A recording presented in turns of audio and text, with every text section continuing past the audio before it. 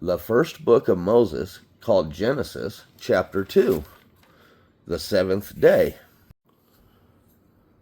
Thus the heavens and the earth were finished, and all the hosts of them. And on the seventh day God ended his work which he had made. And he rested on the seventh day from all his work which he had made. And God blessed the seventh day, and sanctified it, because that in it he had rested from all his work which God created and made. These are the generations of the heavens and of the earth when they were created, in the day that the Lord God made the earth and the heavens. And every plant of the field before it was in the earth, and every herb of the field before it grew. For the Lord God had not caused it to rain upon the earth, and there was not a man to till the ground. But there went up a mist from the earth, and watered the whole face of the ground.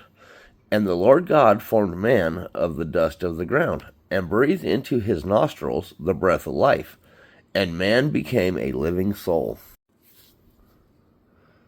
The Garden of Eden. And the Lord God planted a garden eastward in Eden, and there he put the man who he had formed. And out of the garden made the Lord God to grow every tree that is pleasant to the sight, and good for food.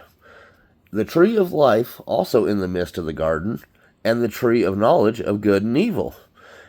A river went out of Eden to water the garden, and from thence it was parted, and became into four heads. The name of the first is Pison, that is it which compasseth the whole land of Havilah, where there is gold, and the gold of that land is good.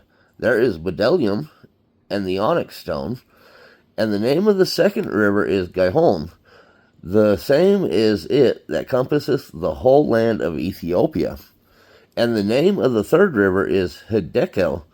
That is it which goeth toward the east of Assyria. And the fourth river is Euphrates. Man to care for the garden. And the Lord God took the man, and put him into the garden of Eden to dress it and to keep it.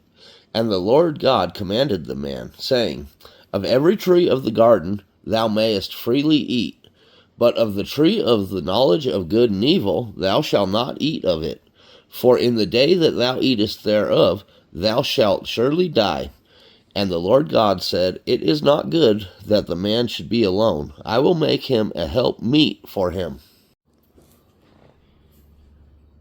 Adam names living creatures.